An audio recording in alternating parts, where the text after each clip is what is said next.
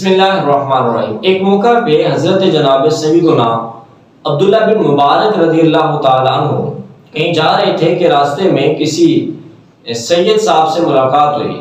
وہ سید کہنے لگے کہ آپ کی بھی کیا خوب ٹھاٹ باٹ ہے، کیا عزت اور احترام ہے، اور ایک میں بھی ہوں کہ سید ہونے کے باوجود مجھے کوئی نہیں پوچھتا۔ حضرت عبداللہ بن مبارک رضی اللہ تعالیٰ عنہ نے اس سید صاحب سے فرمایا کہ میں نے آپ کے جد اعلیٰ نبی پاک صلی اللہ علیہ وسلم کی سنتوں کو اپنایا تو خوب عزت پائی، مگر آپ نے اپنے نانا جان کی سنتوں کو نہ اپنایا تو بے عملی کے سبب پیچھے رہ گئے۔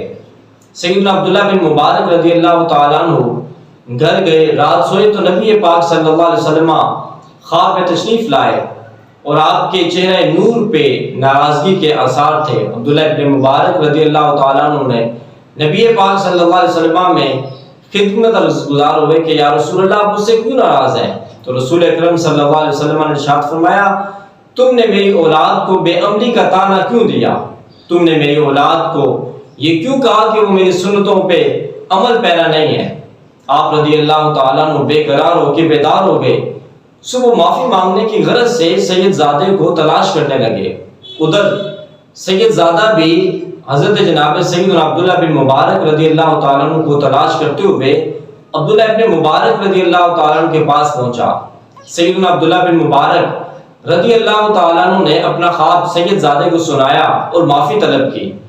سید زادے کا خواب سن کے تو اس سید زادے نے کہا کہ مجھے بھی رات میرے نانا جان نبی پاک صلی اللہ علیہ وسلم نے خواب میں تشریف لا کر کچھ اس طرح سے ارشاد فرمایا کہ تمہارے اعمال اچھے ہوتے تو عبداللہ بن مبارک تمہاری کیوں بے ادبی کرتے؟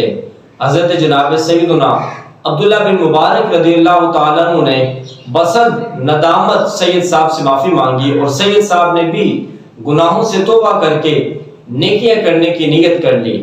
احباب ذی وقار، آج ہمیں بھی سادات کرام کی عزت اور تکریم کرنے میں کوئی کسر نہیں چھوڑنی چاہیے۔ ان کے اعمال ان کے لیے ہیں، ہمیں بہر صورت ان کے لیے عزت اور احترام کے بازو بچھائے رکھنے کی تلقین کی گئی ہے۔ اللہ تعالی ہمیں سادات کرام کی عزت اور تکریم کرنے کی توفیق نصیب فرمائے۔